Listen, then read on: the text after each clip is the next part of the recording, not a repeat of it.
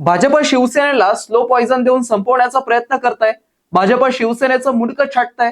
ही वाक्य कोणत्याही विरोधकांची नाहीयेत, तर खुद्द सत्तेत असलेल्या एकनाथ शिंदेच्या शिवसेनेचे बडे नेते अब्दुल सत्तार यांची आहेत. अचानक असं काय घडलं की सत्तारांनी थेट भाजपवरती एवढा मोठा आरोप केलाय आणि नुसता आरोप नाही तर थेट दोन्ही शिवसेना एकत्र याव्यात अशी हाक दिली आहे. मित्रांनो, महाराष्ट्राच्या राजकारणात सध्या जो काही भूकंप आलाय ना, त्याचं केंद्रस्थान आहे मी सध्या बसलेल्या छत्रपती संभाजीनगर मध्ये. आणि यामागे आहे एक मोठी इनसाइड स्टोरी. काय आहे हा सगळा प्रकार? शिंदे गटाचे आमदार खरंच ठाकरे गटात परत जाणार का? चला समजून घेऊया आजच्या व्हिडिओमध्ये. मी आहे अगस्त्य आणि आपण बघत आहात गोष्ट छोटी डोंगरा एवढी. सर्वात आधी हे अब्दुल सत्तार कोण आहेत हे थोडक्यात तुम्हाला सांगतो. सत्तार म्हणजे सिल्लोडचे अनभिक्षित सम्राट. ग्रामपंचायतीपासून राजकीय प्रवास सुरू करणारे सत्तार काँग्रेसपासून शिवसेनेत आणि नंतर शिंदे सोबतच्या बंडात अग्रभागी होते. त्यांचा जनसंपर्क इतका तगडा आहे की त्यांच्याकडे फक्त एका विशिष्ट समाजाचे नेते म्हणून पाहिले जात नाही, तर हिंदूंच्या सणांमध्ये कीर्तन प्रवचनात ते हिरिरीने सहभागी होतात. पण आता हे सत्तार महायुतीसाठी मोठी डोकेदुखी ठरलेत. या सगळ्या वादाला निमित्त ठरलंय विधान परिषदेची निवडणूक. झालं असं की छत्रपती संभाजीनगर जालना स्थानिक स्वराज्य संस्था या मतदारसंघांची जागा महायुतीच्या फॉर्म्युलानुसार भाजपला मिळाली आणि भाजपने सुभाष शिरसाट यांना उमेदवारी दिली. पण इथेच खरी गोम होती.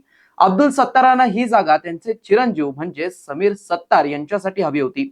जागा भाजपला गेल्यावरती सत्तार शांत बसले नाही, तर त्यांनी थेट महायुतीत बंड पुकारलं आणि समीर सत्तारांनी अपक्ष म्हणून अर्ज ठोकला. बंडखोरी झाल्यानंतर सत्तार एवढ्यावरतीच थांबले नाही, ते अक्षरशः फायर झाले.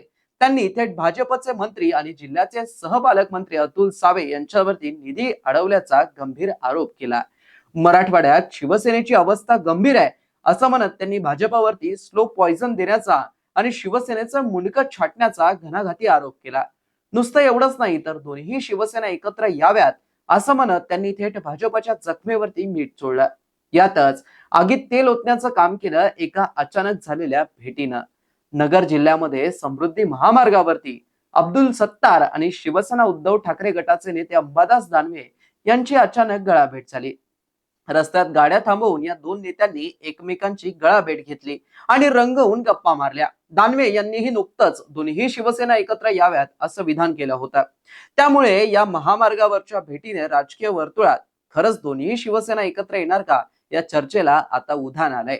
सत्तारांची ही खतखत फक्त त्यांची एकट्याची नाहीये. या अगोदर शंभूराज देसाई, संजय शिरसाट यांनीही भाजप स्थानिक पातळीवरती आपली कोंडी करत असल्याची नाराजी अगदी उघडपणे बोलून दाखवलीच आहे की. त्यातच संजय राऊतांनी ज्यांना शिवसेनेत यायचं आहे त्यांच्यासाठी मातोश्रीचे दरवाजे खुले आहेत अशी खुली ऑफर दिल्याने शिंदे गटातले अनेक नेते स्वगृही परतणार का असा मोठा सवाल आता उभा राहिलाय. वाद वाढतोय हे पाहिल्यावरती अखेर मुख्यमंत्री एकनाथ शिंदे डॅमेज कंट्रोलसाठी सत्तारांना तातडीने मुंबईला त्यांनी बोलवलं. रात्री उशिरापर्यंत या उपमुख्यमंत्री आणि दोघांमध्ये चर्चा झाली. शिंदेंनी त्यांची समजूत काढत सांगितलं की जिल्हा बँकेच्या निवडणुकीत आपण ताकद लावू, पण आता समीरचा अर्ज मागे घ्या. पण सूत्रांच्या माहितीनुसार सत्तारांनी जे विलिनीकरणाचं विधान केलं होतं त्यावरून शिंदेंनी सत्तारांचे चांगलेच कान टोचलेत. त्यामुळे सध्या तरी दोन्ही शिवसेनेचं विलिनीकरण होण्याची शक्यता धुसरच आहे.